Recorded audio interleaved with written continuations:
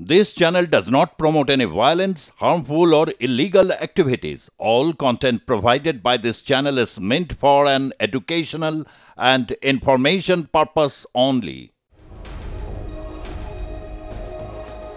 Issue ছোট হোক বা বড়, বিভিন্ন সময় দেখা যায় যে সেই ইস্যুকে হাইজ্যাক করতে নেমে পড়ে রাজ্যের বিভিন্ন রাজনৈতিক দল, শাসক হোক বা বিরোধী। কিন্তু সম্প্রতি বাংলাদেশে যেভাবে একের পর এক ঘটনা ঘটছে, প্রতিবেশী দেশ, প্রতিবেশী রাজ্য হিসাবে এ রাজ্যের কী ভূমিকা হওয়া উচিত? দেখুন, যখন আমাদের ইলিশ প্রয়োজন হয়, আমাদের রাজ্যের বা দেশের পক্ষ থেকে যারা দায়িত্বশীলেরা আছে তারা বার্তা পাঠায় ইলিশ দেওয়া হোক। আর দুর্ভাগ্যের বিষয়, আমাদের প্রতিবেশী রাষ্ট্র এবং বাংলা ভাষাভাষী আমাদের একটা আবেগ আছে, আমরা বাঙালি। সেখানে যেভাবে বেশ কয়েকটা দিন ধরে দেখছি ওখানে সংখ্যালঘুদের উপরে দমনপীড়ন হচ্ছে বলে এই খবর পাচ্ছি, এটাকে বন্ধ করার জন্য সেই কঠোর বার্তা দিতে দেখতে পেলাম না। আমি কিন্তু খোঁজ নিয়ে দেখুন, ওখানকার আমাদের কলকাতায় অবস্থিত যে হাই কমিশনার আছে তার সাথে যোগাযোগ করছি। আমাদের পক্ষ থেকে মেমোরান্ডাম জমা দেবো এবং কঠোরভাবে বলে আসবো, এবং আমরাও সেখানে লেটার করছি যাতে এই হিংসা বা সংখ্যালঘুদের উপরে যেগুলো হচ্ছে, যেগুলো আমরা জানতে পাচ্ছি মিডিয়ার মাধ্যমে, এগুলো বন্ধ হওয়া দরকার। কিন্তু আমার দেশের সরকার, প্রধানমন্ত্রী এক ফোনে ইউক্রেন রাশিয়ার যুদ্ধ নাকি বন্ধ করে দেয়। আর দুর্ভাগ্যের বিষয়, ইসকনের যিনি একজন অন্যতম কর্তা তাকে গ্রেফতার করেছে, এবং আরও বেশ কিছু এই ঘটনাকে কেন্দ্র করে হিংসা হচ্ছে। ওখানে একটা আইনজীবীও মারা গেছে শুনলাম, সেখানে নাকি এই আপনার ইসকনের আপনার চিন্ময় প্রভুর সমর্থকরা নাকি তাকে পিটিয়ে মেরেছে, এই নিয়েও কন্ট্রোভার্সি আছে। এত কিছু ঘটনা ঘটছে, কিন্তু দেখুন বাঙালিরা আক্রান্ত হচ্ছে। তো ওইটা বন্ধের জন্য ইন্টেরিয়াম সরকারকে এই ধরনের কোনো ফোনও বা এই ধরনের কঠোর একটা বার্তা দেখতে পেলাম না।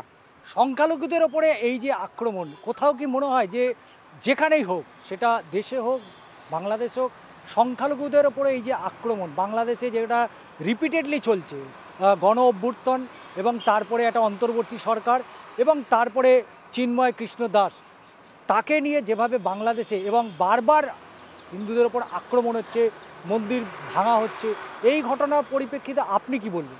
দেখুন, মন্দির ভাঙা হয়েছে কি বলতে পারবো না। আমার কাছে যতটুকু আমি খবর পাচ্ছি যে তাদেরকে দমনপীড়ন করা হচ্ছে। দেখুন, এটা শুধুমাত্র বাংলাদেশ বা ইন্ডিয়া নয়, সারা পৃথিবী জুড়ে আপনি দেখবেন যেভাবে সংখ্যালঘুদের ওপরে দমনপীড়ন চালায় সংখ্যাগুরুরা, তাদের আধিপত্য বিস্তার করার জন্য, এটা মেনে নেওয়া যায় না।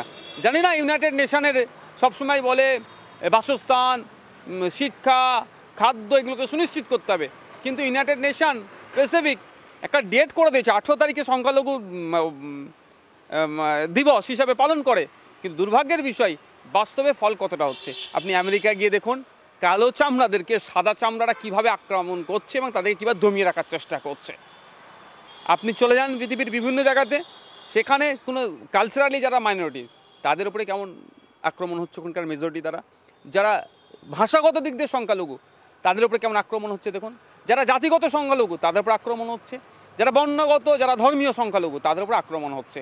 আপনি দেখুন, আমাদের ওয়েস্ট বেঙ্গল থেকে শুরু করে উত্তরাখণ্ড, আপনি চলে যান উত্তরপ্রদেশ, কদিন আগেই 500-700 বছর আগেকার একটা পুরাতন মসজিদের সার্ভের নাম করে যেভাবে পুলিশ গুলি করে 4-5টা ছেলের 6 জনের সম্ভবত মৃত্যু হয়েছে, স্পট ডেট হয়েছে 3 জনের, বুক দেখে লক্ষ্য করে গুলি করলো কারা?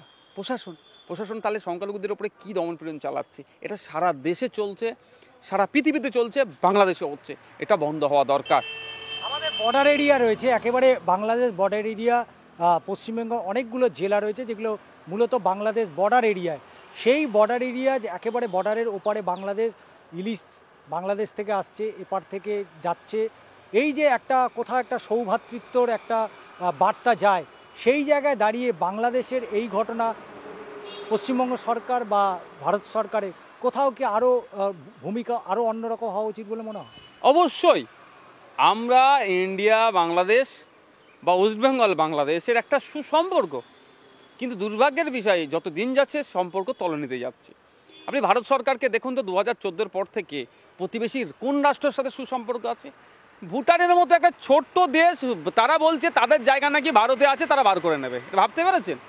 অন্য কথা বাদ দিন, প্রতিবেশী রাষ্ট্রগুলোর সাথে সুসম্পর্ক না থাকার ফলে আজকে এই করতে আমাদের দিন গুনতে হচ্ছে। আর ওয়েস্ট বেঙ্গলের কথা, এরা এই তোষণের নামে শোষণ করছে। আমরা কথা বললাম ভাঙড়ের আইএসএফ বিধায়ক নওশাদ সিদ্দিকীর সাথে। এবং সংখ্যালঘুদের ওপরে নির্বিচারে যে অত্যাচার চলছে সেই অত্যাচারের অবশ্যই সেটার সমাধান চাইছে নওশাদ সিদ্দিকী। এবং যেভাবে পথে নেমে আন্দোলন চলছে ইতিমধ্যেই সেই আন্দোলন অবশ্যই সমর্থন করছেন নওশাদ সিদ্দিকী। চিত্র সংবাদে কৃষ্ণেন্দু মজুমদারের সাথে ষষ্ঠী চট্টোপাধ্যায়ের প্রতিবেদন, আর প্লাস নিউজ, কলকাতা।